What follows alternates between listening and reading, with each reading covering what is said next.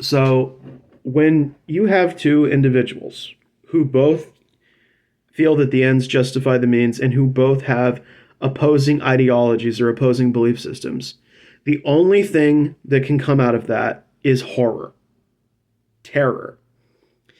And what we have seen in the United States is we've seen a rise in extremism coming from both of these groups, and it's crazy. And I understand that there are people saying that statistically, one group is not likely to affect you at all. And, I guess that's true offline, right? The only problem is these people don't just affect you offline. Right? We've done research. We know that the internet can affect how people think and feel. We know that if somebody gets attacked by a fucking internet mob, it can cause depression, anxiety, all sorts of fucked up stuff. So we know this stuff. We know this shit. So it's like, yeah, great statistics. They work. It works if you're just talking about the offline crap. What about the online stuff? What's your next solution? Just don't get on the internet? Well, what if you want to talk with people? What if you want to interact with your community? I guess just get the fuck off. I don't know.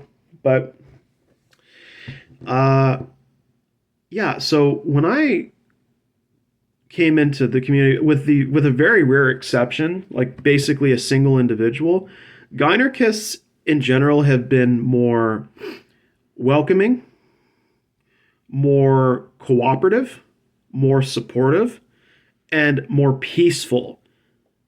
They have these qualities in general. They're very approachable, and they all are. I feel like a more loving people. And it's ironic that the kind of supportive environment that I was looking for is the one that I least expected, because I came out of a hate group that had demonized people, that was actually afraid of individuals who were gynocentric. That was the irony of my life, is I came from a hate group that did not like gynocentric people. The irony, though, is that they were they, through their rhetoric and stuff, were suppressing my gynocentric nature.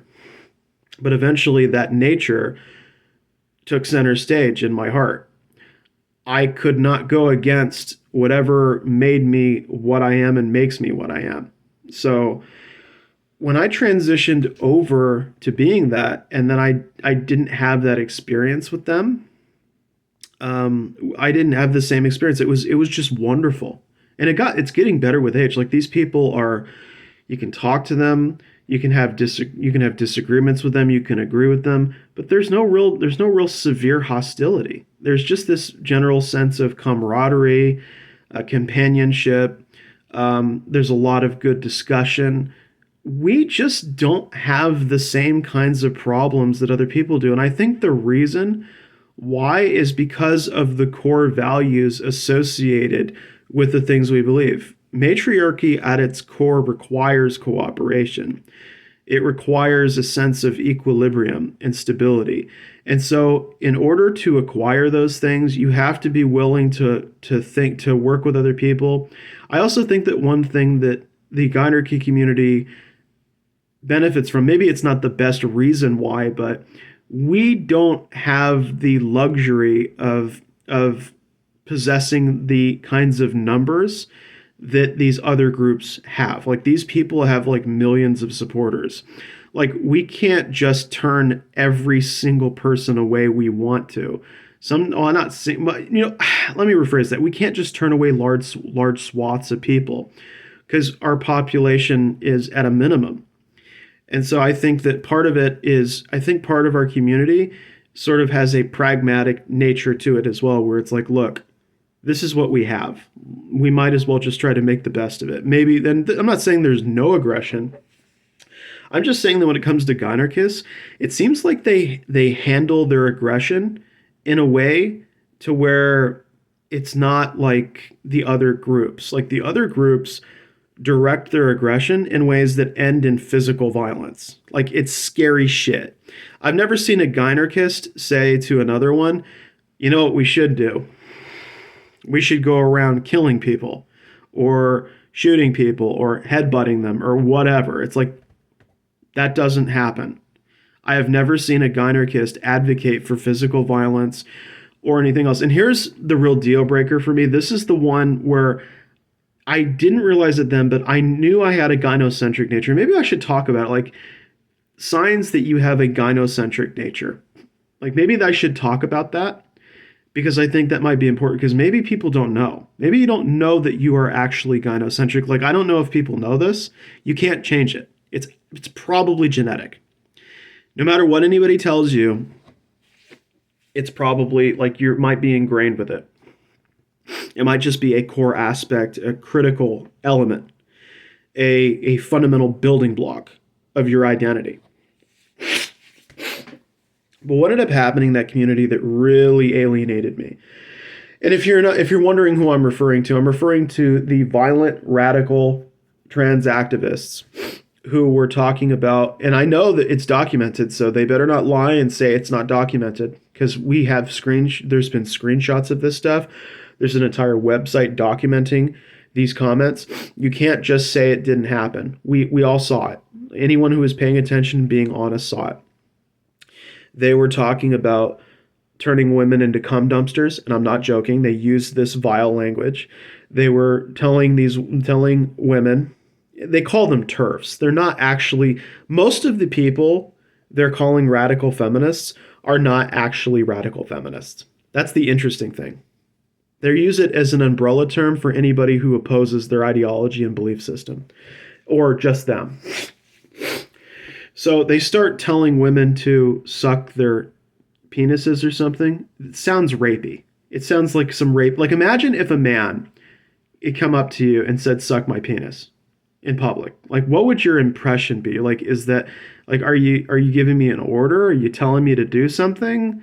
Because this is gross. This is disgusting language and behavior. You should be, again, if you had any ability to feel shame, you would. And this is part of the problem with that community.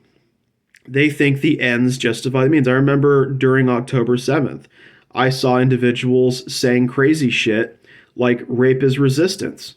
I don't know if it was somebody from Hamas or if it was a Palestinian or if it was some other Arabic person with a Twitter account or X or whatever. I just saw somebody typing that fucked up shit out. And I had to draw a moral line for myself. If you want to defend your people, that's fine. But threatening to rape women and girls is not acceptable. That to me is not an acceptable means to defend yourself.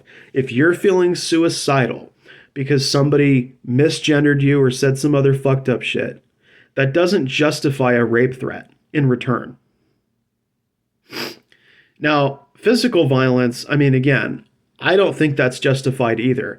And I've seen several videos of these individuals laying hands on women and girls. And these people are much taller than these women and girls. They're much bigger than them. There's one YouTuber I saw where she's like really, really short. And this other person, way, way, way taller. I mean, we have weight classes in the UFC for a reason, ladies and gentlemen. So they're not being responsible with how much stronger they are. And that's a problem because there are people who are physically weaker than you. Like you don't see me going around beating up on somebody who's 5 feet tall. Do you know why I don't do that? Because one, I'm not a fucking asshole. But two, I have a moral responsibility not to use my strength against people weaker than me. And I was taught that as a man growing up. Like, don't you do that to these people. Don't do it. But what's disturbing to me is not only were these people in the community, these hardcore leftists, violent leftists doing this crazy shit, they wanted to try to normalize this behavior as an acceptable defense for these individuals. They wanted me to accept the fact that rape threats, that was an acceptable thing to say to people who were threatening them. That's okay. And they never called them out for it. The main people in the community never called them out for it that I followed, and they still have never held them accountable. And this is part of a double standard with that community and why I don't take it seriously. It's okay for them to criticize the rest of the world for the way they're being mistreated, but then it's okay for them, I guess somehow in their brain it's okay for them to make rape threats against women and girls, to, threaten sex slavery and other shit. Like they literally made comments like this. It was fucking nuts. And they did it for years. There were threats of physical violence, there was threats of rape and all this other crazy shit, right? So the idea of like women's safety within these spaces just got thrown right out the window. It's like, how can I, like, and I, at the time I was struggling with it, but I just didn't know how to formulate into words why I was struggling, because I was still exiting a hate group. It's like, why do I not like what they're doing? And I realized I have a gynocentric nature. I want to see that women and girls are safe and protected.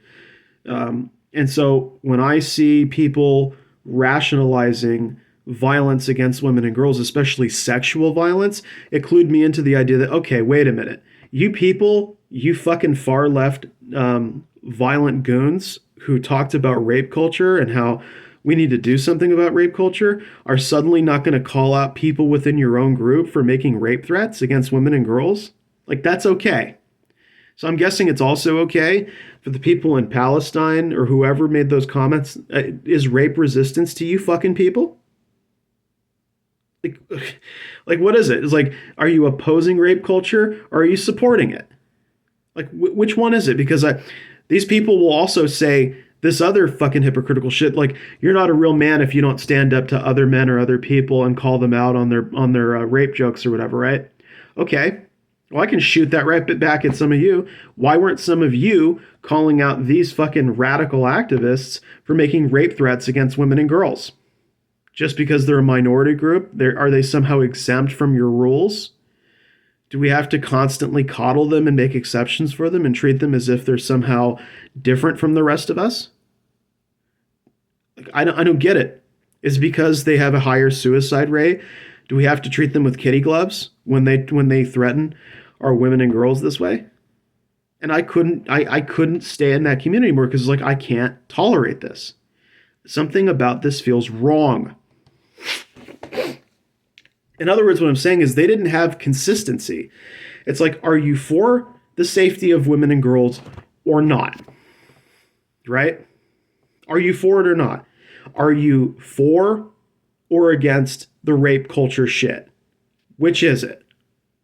Which fucking is it? Are you going to be part of the solution, part of the problem? And what ended up happening was they were giving like these weird mixed messages. And it's not just the people I was following who were doing this. It's the people in the media. You know, the MSNBC folks, the CNN folks, they never once, to my knowledge, ever called out their bullshit.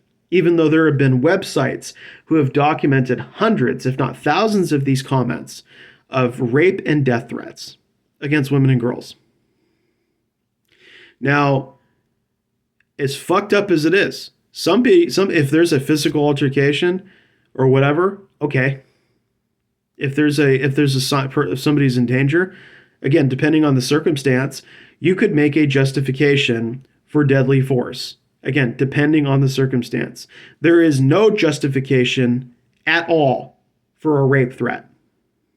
None that I will ever accept. And if you try to play that game, we're done.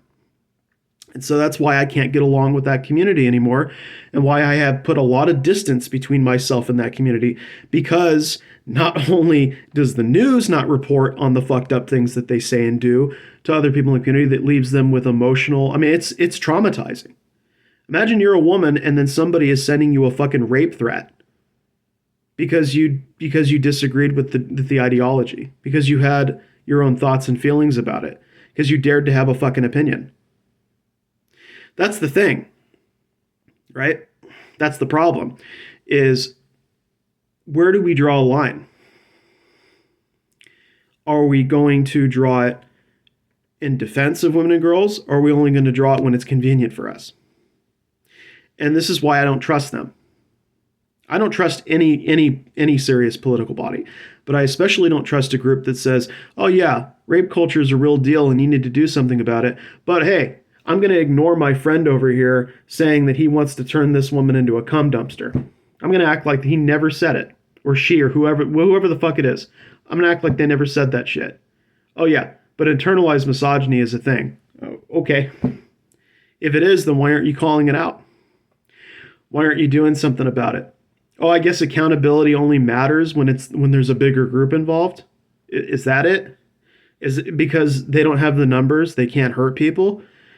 Okay. But we also know from online research that if somebody says something fucked up enough, it can cause psychological damage, cause emotional damage, especially if you develop a friendship with this person or some kind of relationship. But yeah, people can't hurt each other with words, right?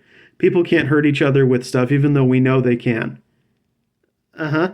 And also, the fact that somebody is even threatening to rape another human being, uh, the fact that nobody says anything about this shit, this is where this community just totally falls apart and just implodes into a million pieces.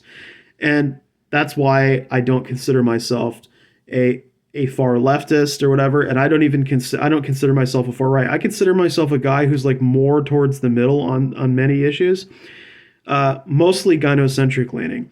And so when I see this crazy shit, it's like I can't be part of it. I can't because I can't justify it.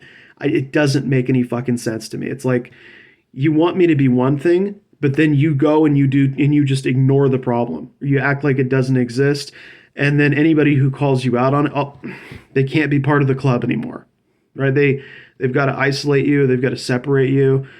It's like this isn't a community. This is not a play. Like these people don't build community. They bleed support in time.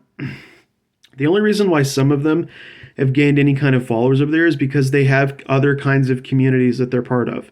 But their specific community bleeds support. People don't want to be around them. They don't like being around them. And it's because of crazy shit like that. You can't feel comfortable around somebody who thinks it's acceptable to make rape threats. Like, I don't know. I could never be friends with a person like that. If they did that, the next day I'd be like, we're done. Did you say your body, my choice? You're done. Did you say that you wanted to turn this woman into a cum dumpster or something? We're done. This is not only a deal breaker, it's a heartbreaker. Because, you want to be part of something. And see, that's the thing. With the Gynarchy community, I feel like for the first time, I found a place where there is no fucking violence. Where I finally gotten away from it.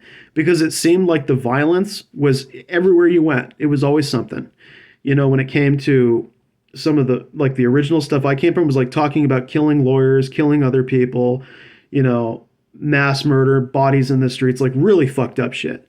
And then it's these other people going, oh yeah, let's talk, like they're okay with headbutting women, cracking their skulls. They're okay with women being hit on by men, even though they know men are disproportionately stronger than women. So they're okay with the women getting physically assaulted as long as they think that the trans person is within their rights to, quote, defend themselves, they're from whatever it is they're saying or doing.